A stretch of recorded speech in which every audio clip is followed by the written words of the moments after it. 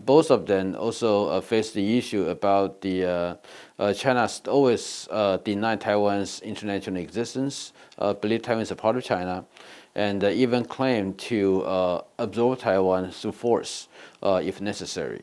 And the Russia, the Ukraine relation, despite Ukraine being an independent sovereign state, but if you look at Putin, the Russian leaders, he continues to deny the historical rights about Ukraine being independent.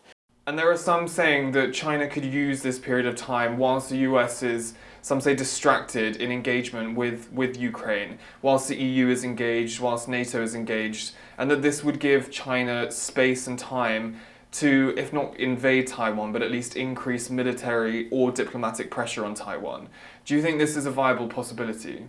I think the concern definitely is there. That is, due to the current crisis in Ukraine, the U.S. Since year 2017 and 18 about their plan to refocus and get most of the resources here in the Indo-Pacific, especially in the Taiwan Strait. That resource seems to be diluted or has been taken away to face the situation in the Ukraine. So that concern definitely has its validity. Another thing is that about the Ukraine crisis, if this crisis is not going to be resolved in the short term and started to become a long-term phenomenon, which means that the kind of distractions factor about the U.S. commitment to the East Asia and also the U.S. Indo-Pacific strategy, that could also be a longer-term phenomenon. And that definitely could, in some speculative eyes, that could embolden or encourage China try to do something when the United States is distracted.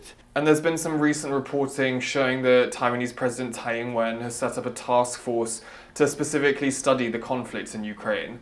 What do you think the Taiwanese government will be looking at in this task force, and what do you think they'll be hoping to learn from the conflict?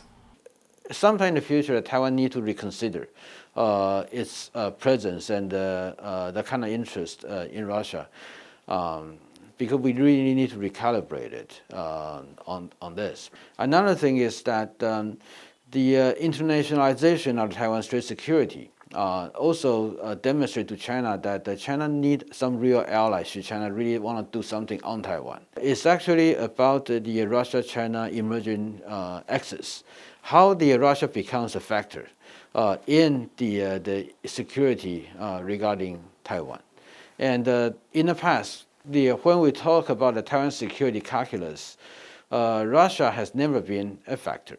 Although we do not think that Russia will send troops to help China to attack Taiwan, but what if Russia is doing something to complicate the international assistance to Taiwan, for example, to complicate U.S., Japan?